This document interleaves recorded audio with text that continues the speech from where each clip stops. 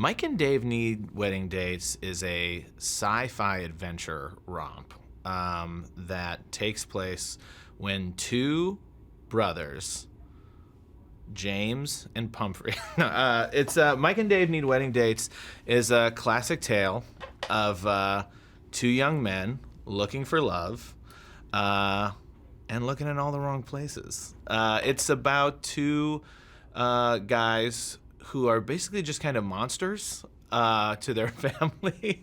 It's about two fun-loving guys who are kind of party monsters, and so they get told that they have to bring dates to the wedding so that they're not running around being idiots. They want them to bring dates so that they're calmer.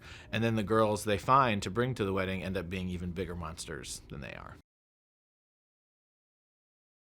The script and the idea was just so funny to me and such a great comedy premise. And beyond Mike and Dave, really the female characters in the movie really drew me to it. They were just really strong, funny female characters that had a lot to do and are kind of the driving force of the movie, and that really appealed to me. Mike and Dave are brothers. They're very close, and part of filming out here in Hawaii, where everyone's kind of had to leave and be together for 9 weeks, has been great for that because the actual cast has gotten very close. So yeah, Mike and Dave are close. I mean, there was a version of this movie where we were initially picturing them living in New York, sharing the same bed, that we were like, we should separate them a little bit. But yeah, these two guys have basically grown up together. They're adults. They still live together. And that's part of the movie too. They live together, work together, party together, and you know, maybe they learn some lessons. Maybe they're gonna go out on their own a little more by the end of the movie. We'll see. Tatiana and Alice, played by Aubrey Plaza and Anna Kendrick, are two pretty intense, crazy, down on their luck, tough New York City chicks who decide they need a break and need to get on this trip to Hawaii when they hear about this ad.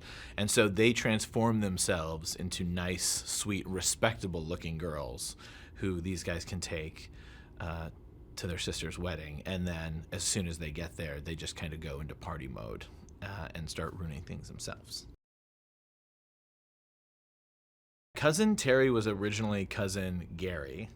And we switched it. We wanted to see if we could kind of do something we hadn't seen before and make the competition with a sleazy female cousin instead of a sleazy male cousin. And we weren't quite sure if it would work, but Alice Wetterland came in and just nailed it and just had the perfect mix. She plays Cousin Terry with a perfect mix of like confidence and smarm and also kind of sleaziness that I mean, you have to see it. It's great. It's pretty great. The Stengel family has become such a big part of this movie. I don't even know how to describe it. I mean, obviously it's a wedding movie, but people love being in the Stengel family. The characters they're playing is actors have started coming up with their own catchphrases to put in the movie. Stengels for life. Stengels go big. Let's do the Stangle dangle. People can't stop being Stengels on this movie. So I'd say the Stengel family is a very tight-knit family. Even when they don't get along or they disagree about things, they're very close and very tight-knit and very proud of being Stengels.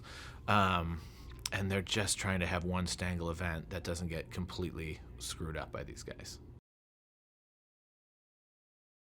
What I'm most proud of in casting the movie was some of the unknowns we discovered. So we kind of did an open casting call, and this guy walked in, said, "My name's Zac Efron." No one had heard of him, and he read for it, and he nailed it. Adam hit the gym pretty hard getting ready for this movie, knowing he had to be next to Zac. And I had to tell him to stop at one point. His arms were getting so big. I was like, "That you're done. You're done at the gym. Don't go to the gym anymore." Anna Kendrick was another, I think this is her first time acting, just another discovery we made. She came in to the audition. she did a Broadway style tap dance and musical number. I said, it's great. You got talent. That's not what the movie is. And they tried to kick her out mid audition, and I said, hold on. What if you try just reading a scene without singing and dancing? And she did. She felt very uncomfortable. She'd never done that before. And I said, let's put her in the movie. Again, Anna Kendrick was another no-name actress who had 0 credits. And we said, let's put her in and see what she's got. What can you say about Aubrey Plaza? Dignified. Shakespearean trained actress. Hard to get her to use foul language or swear. Uncomfortable with her sexuality. Those are all things you can't say about Aubrey Plaza. None of that would be accurate. Aubrey's great. Aubrey's a little rock star. She's a little, she plays, in this movie, she plays a little New York, a bit of a ratty New York lady who has to get all cleaned up and put on a nice dress and a smile. And I think that was fitting for her. Most days on set, I have a little microphone, and I'm off behind a corner watching the monitors. And I like to let the actors play around a little bit, so I'll just kind of get in there and say, try this line, or try this joke, or try it like this, or try from this direction. And we try to keep everyone in the moment and just running things. And I don't like to cut a lot. People give me a hard time, especially our editors, because I like to keep rolling so that we don't take too much of a break out of the scene and stuff like that. So yeah, it's nice. They call it the God mic. I have this God mic, and they just pipe my voice into the room that the actors are in, and I just throw out new ideas for them to try. It's fun. It's a bit of a power trip for me. It's gorgeous. We're shooting in paradise. It does get a little windy sometimes. There are some wind takes that we'll have a funny compilation of hair just blowing over people's faces. We did not count on the wind, but it's gorgeous out here. We tried to put as much of it outside and in the world of Hawaii as possible, because you can't get a bad shot out here. Everywhere you look, it's gorgeous.